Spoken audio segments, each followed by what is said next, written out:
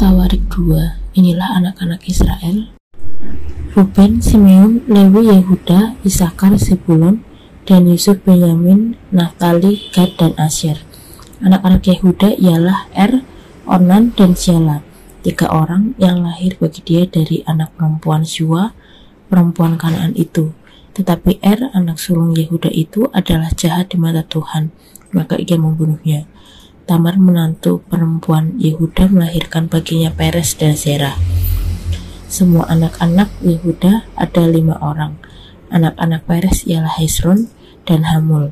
Anak-anak Zerah ialah Simri, Etan, Heman, Kalkol, dan Dara. Semuanya 5 orang. Keturunan Karmi ialah Ahar yang mencelakakan orang Israel karena ia tidak taat dalam hal barang-barang yang dikhususkan itu. Keturunan Etan ialah Azaria. Anak-anak yang lahir bagi Hezron ialah Yerahmeel, Aram, dan Kelubai. Ram memperanakan Aminadab, dan Aminadab memperanakan Nahason, pemimpin Bani Yehuda. Nahason memperanakan Salma, dan Salma memperanakan Boaz. Boaz memperanakan Obed, dan Obed memperanakan Isai. Isai memperanakan Eliab, anak sulungnya, dan Abinadab, anak yang kedua, Simea, anak yang ketiga, Netaneel, anak yang keempat, Radai, anak yang kelima, Osem, anak yang keenam, dan Daud, anak yang ketujuh. Saudara-saudara perempuan mereka ialah Seruya dan Abigail. Anak-anak Seruya ialah Abisai, Yoab, dan Asael, 3 orang. Abigail melahirkan Amasa, dan ayah Amasa ialah Yeter, orang Ismail itu. Kaleb bin Hezron memperanakan Yeriot dan Asuba dari Asuba, istrinya. Dan inilah anak-anak perempuan itu, Yesyer, Sobab, dan Ardon. Sesudah Asuba mati, Kaleb mengawini Efrat yang melahirkan Hur baginya. Hur memperanakan Uri, dan Uri memperanakan Besaleel. Sesudah itu, Hezron menghampiri anak perempuan Makir, bapa Gilead. Ia mengawini perempuan itu ketika ia berumur 60 tahun. Perempuan itu melahirkan Segub baginya. Segub memperanakkan Yair yang mempunyai 23 perkampungan di tanah Gilead. Tetapi Gesur dan Aram merebut Hawot Yair daripada mereka, juga Kenat dan tempat-tempat jahannya, 60 perkampungan. Itulah semuanya keturunan Mahir bapa Gilead. Sesudah Hezron mati, Kaleb menghampiri Efrata. Dia adalah istri Hezron, ayahnya. Maka perempuan itu melahirkan baginya Asyur bapa Tekoa. Anak-anak Yerahmeel, anak sulung Hezron, ialah Ram, anak sulung Buna, Oren, Ozem, dan Ahia. Tetapi Yerahmeel mempunyai seorang istri lain bernama Atara, dialah ibu Onam. Anak-anak Ram, anak sulung Yerahmeel, ialah Maas, Yamin, dan Eker. Anak-anak Onam ialah Samai dan Yada, dan anak-anak Samai ialah Nadab dan Abisur. Nama istri Abisur ialah Abihail yang melahirkan Ahban dan Molid baginya. Anak-anak Nadab ialah Selet dan Apaim. Selet mati dengan tidak mempunyai anak. Keturunan Apaim ialah Yisei, dan keturunan Yisei ialah Sesan, dan keturunan Sesan ialah Ahlai. Anak-anak Yada, adik Samai, ialah Yeter dan Yonatan. Yeter mati dengan tidak mempunyai anak. Anak-anak Yonatan ialah Pelet dan Zaza. Itulah keturunan Yerahmeel. Sesan tidak mempunyai anak laki-laki, hanya anak-anak perempuan. Tetapi Sesan mempunyai seorang budak laki-laki orang Mesir yang bernama Yarha. Jadi Sesan memberi anaknya kepada Yarha, budaknya itu, menjadi istri. Lalu perempuan itu melahirkan Atai baginya. Atai memperanakan Natan, dan Natan memperanakan Zabad. Zabad memperanakan Eflal, dan Eflal memperanakan Obed. Obed memperanakan Yehu, dan Yehu memperanakan Azaria. Azaria memperanakan Heles, dan Heles memperanakan Elasa. Elasa memperanakan Sismai, dan Sismai memperanakan Salum. Salum memperanakan Yekamia, dan Yekamia memperanakan Elisama. Keturunan Kaleb, adik Yerahmeel, ialah Mesa, anak sulungnya, bapa Sif, dan anak-anak Maresa, bapa Hebron. Anak-anak Hebron ialah Korah, Tapua, Rekem, dan Sema. Sema memperanakan Raham, bapa Yorkeam, dan Rekem memperanakan Yamai. Anak Samai ialah Maon, dan Maon ialah bapa Bet-Zur. Eva gundik Kaleb melahirkan Haran Musa dan Gazes. Haran memperanakkan Gazes. Anak-anak Yohdai ialah Regem, Yotam, Gesan, Pelet, Eva, dan Saaf. Gundik Kaleb yakni Maaka melahirkan Saber dan Tirhana. Perempuan itu melahirkan juga Saaf, bapa Matmana, dan Sewa, bapa Mahbena, dan bapa Gibea. Anak perempuan Kaleb ialah Aksa. Itulah keturunan Kaleb. Anak-anak Gur, anak-anak sulung Efrata ialah Sobar, bapa Kiryat Yearim. Sama bapa Bethlehem dan Haref, bapa Bet Gader. Soba bapa Kiryat Yearim mempunyai keturunan, yakni Haru dan setengah orang Menuhot, dan kaum-kaum Kiryat Yearim ialah orang Yetri, orang Puti, orang Sumati, dan orang Misrai. Dari inilah berasal orang Sora dan orang Esitaol. Keturunan Salma ialah Bethlehem, orang Netofa, Atarot, Bet Yoab, dan setengah orang Manahti, yakni orang Sori. Dari kaum-kaum para ahli surat yang diam di Yabes ialah orang Tirati, orang Simati, dan orang Sukati. Mereka itulah orang Keni, keturunan Hamad, bapa keluarga Rekab. Terima kasih, bacaan kita sudah cukup panjang, 55 ayat. Pertanyaan kita sederhana adalah ini, arahnya kemana ini pasal ini? Saya mengajak kita untuk memperhatikan Kejadian pasal 12 berkenaan dengan janji Allah kepada Abraham. Itu ada 3, bangsa yang besar, tanah yang luas, keturunan yang besar. Di bagian akhir dari kitab 2 Raja kita menemukan sana bahwa terjadi beberapa isu terkait dengan janji itu. Sebagai bangsa, sekarang mereka semua menjadi bangsa yang tertawa, dibuang ke Babel semua. Lalu tentu mereka meninggalkan tanah perjanjian. Jadi masalah blessingnya itu, ya, great land-nya, berkenaan dengan blessing ini jadi persoalan, karena yang ditinggal di tanah perjanjian adalah orang-orang yang tua-tua saja, ya antri mati begitulah. Nah, yang satunya itu menyangkut keturunan yang besar yang kita telusuri di sini. Tadi poinnya adalah bahwa pertanyaan dasarnya, apakah rencana Tuhan memakai keluarga Abraham untuk keselamatan bangsa-bangsa itu masih ada harapan atau tidak dengan terjadinya pembuangan atau runtuhnya Israel sebagai nation dan blessing tidak dinikmati? Apakah terjadi dengan ketidaktaatan Israel itu mengakibatkan rencana penyelamatan Allah melalui garis keturunan Abraham itu menjadi kabur atau rusak, ada covenant breaking? Justru dari pasal 1 kemarin kita mulai melihat bahwa ternyata surat kitab Tawarik ini dia coba menelusuri kembali tentang sejarah kehidupan mulai dari awal tentu Adam, dan di pasal 1 ayat 28 garis keturunan Abraham dideskripsikan di sana. Dua tabang itu muncul dari keturunan Esau, dan kemarin kita sudah melihat persebaran dari keturunan Esau itu termasuk sudah membentuk bangsa-bangsa, ada raja-raja, ada kerajaan-kerajaan. Nah, jadi dari sudut keturunan, sesungguhnya garis keturunan dari Abraham itu bertambah banyak. Nah, ada raja-raja yang bertumbuh dari garis keturunan Abraham melalui cabangnya keturunan Esau. Nah, pasal 2 penulis 1 Tawarik ini mencoba mendeskripsikan tentang garis keturunan dari Israel, jadi anak Abraham yang kedua itu Esau Yakub, sekarang dari keturunannya Yakub. Jadi di tengah ketidakpastian kehidupan Israel sebagai bangsa karena mereka status orang buangan, dan juga tentu blessing itu tidak mereka nikmati, tapi keturunan. Nah, kita melihat di sini penulis kitab Tawarik mencoba mendeskripsikan genealoginya itu, silsilahnya itu, kelanjutannya bagaimana.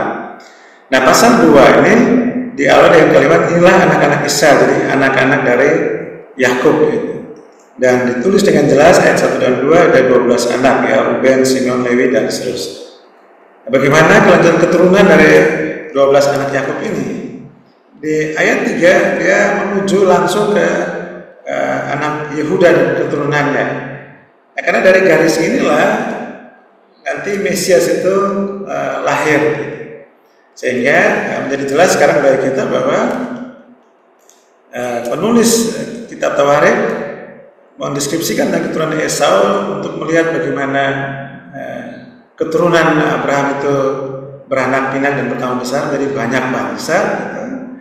Dan di pasal 2 dari keturunannya Yakub, ya, Israel, dideskripsikan keturunan Yakub ini dari anak-anaknya untuk menelusuri, men-tracer gitu ya, mengenai garis keturunan dari Mesias. Dan garis keturunan Mesias itu melalui anak Yakub yang bernama Yehuda, sehingga di ayat 3 kita menemukan di sana tentang keturunan dari Yehuda. Dikatakan ada 5 orang sampai ayat 4. Kemudian dari 5 orang itu keturunannya siapa saja yang dideskripsikan. Saya mengajak kita langsung ke ayat yang ke-11. Nahashon memperanakan Salma, Salma memperanakan Boaz. Ya. Nah, Boaz ini yang istrinya itu si Ruth, ya. Kita pelajari kitab Ruth itu. Kemudian, jadi dari Yehuda turun ya 5 anak, dari 5 anak itu turun lagi sekarang Boaz ya, di ayat yang ke 11 tadi. Kemudian dari Boaz dilanjutkan, Boaz memperanakan Obed, dan dari Obed memperanakan Isai. Isai ini ayahnya Daud ya. Dari Isai kemudian deskripsikan lagi anak-anaknya Isai itu, dan anak yang ke-7 kita perhatikan di sana ayat yang ke-15, Osem anak yang ke-6, dan Daud anak yang ke-7.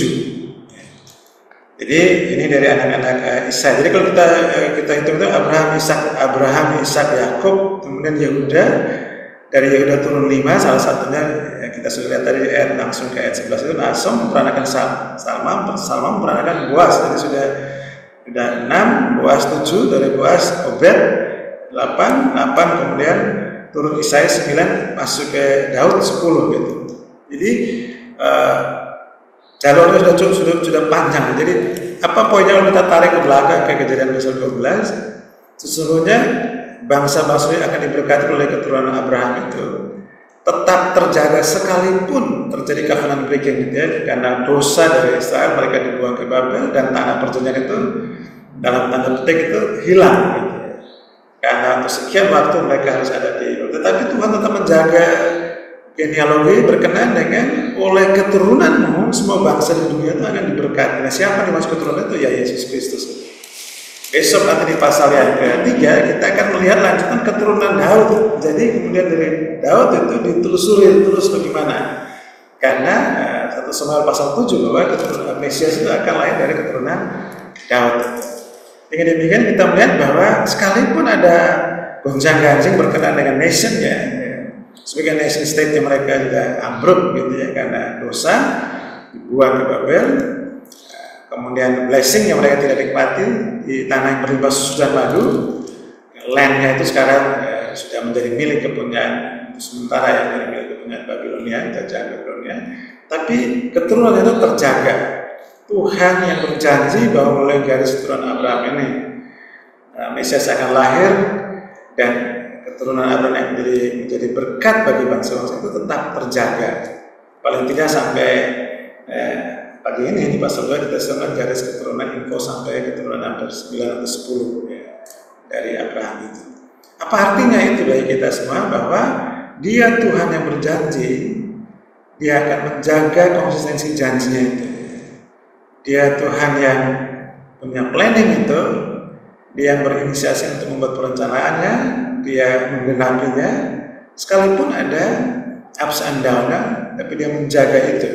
Dan pagi hari ini kita melihat bahwa janji keturunan Mesias itu tetap terjaga oleh garis Yehuda dan seterusnya dan Daud itu.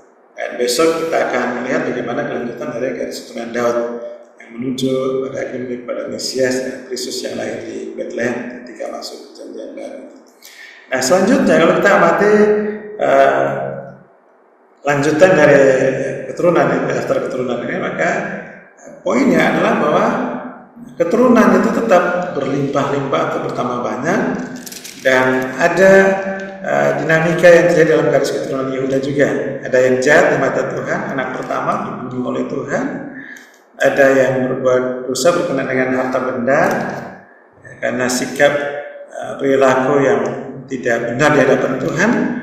Itu juga dari ayat yang ke-55 itu ada kaum para ahli surat ya, yang dia Yabes adalah orang Tirati, orang Simati, orang Sukati. Mereka itulah orang yang keturunan Hamad, bapa keluarga Rekab. Jadi deskripsi genealogi dari Abraham ini berjalan terus, dan kita menemukan ada dinamika perilaku hidup dari keturunan Yehuda juga.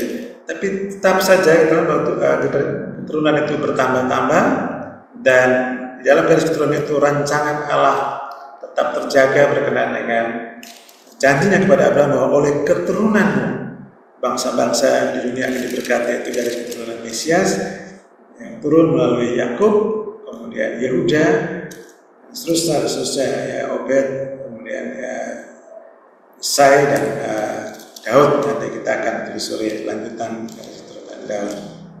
Nah, bagaimana sekarang kaitannya dengan dua janji yang lain, dengan status mereka sebagai orang buangan, sementara keturunan berjalan terus? Apakah bangsa yang sedang tertawan di Babylon itu akan kembali ke tanah perjanjian? Ya.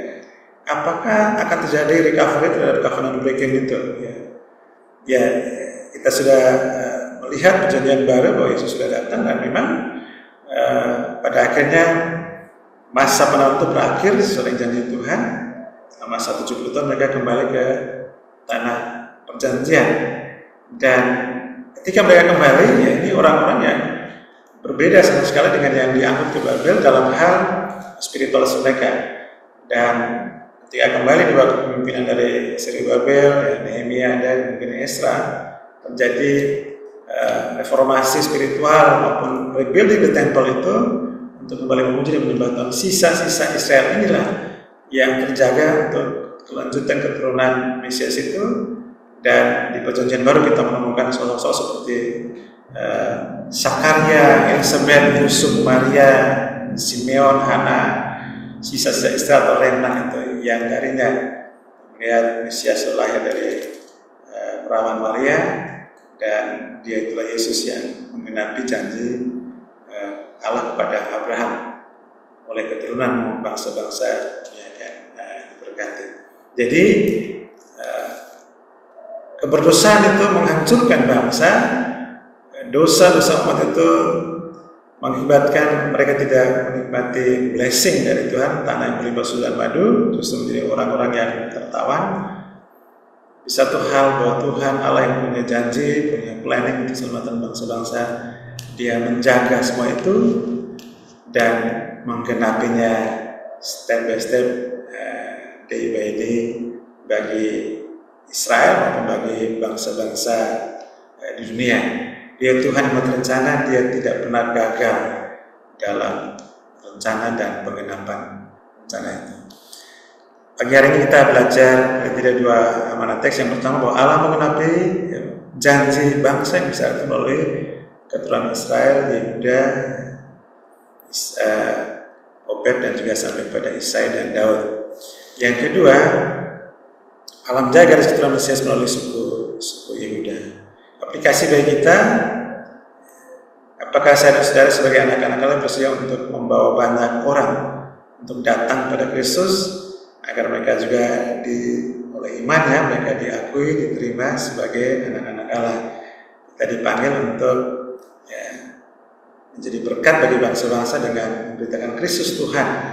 Keturunan-keturunan rohani itu bisa pertama-tama oleh karena kita menggenapi amanat Tuhan untuk memberitakan Injil, sehingga banyak orang mendengar Injil itu dan menaruh iman percaya kepada Kristus. Selamat beraktivitas dan memberitakan Kristus Tuhan agar banyak orang menjadi menjadi orang-orang keturunan Allah, anak-anak Allah, keturunan ilahi yang hidup berkenan kepadanya. Tuhan memberkati kita semuanya. Amin. Kita akan sambut dengan satu lagu Ku Bersyukur Bapa. Ya.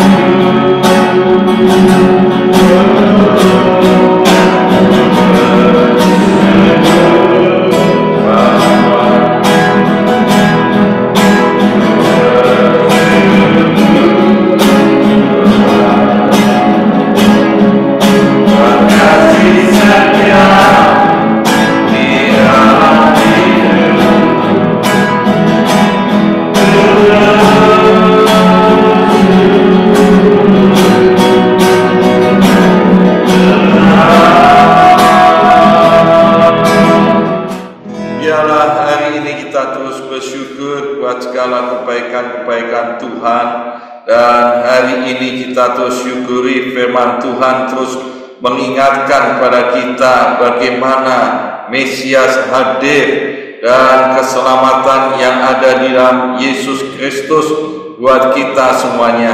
Kita mau mengucap syukur dan kebaikan Tuhan, kita bersyukur bersama-sama di dalam nama Tuhan Yesus. Tuhan, kami mengucap syukur. Tuhan terus baik buat kami semuanya. Tuhan terus pimpin kami semuanya.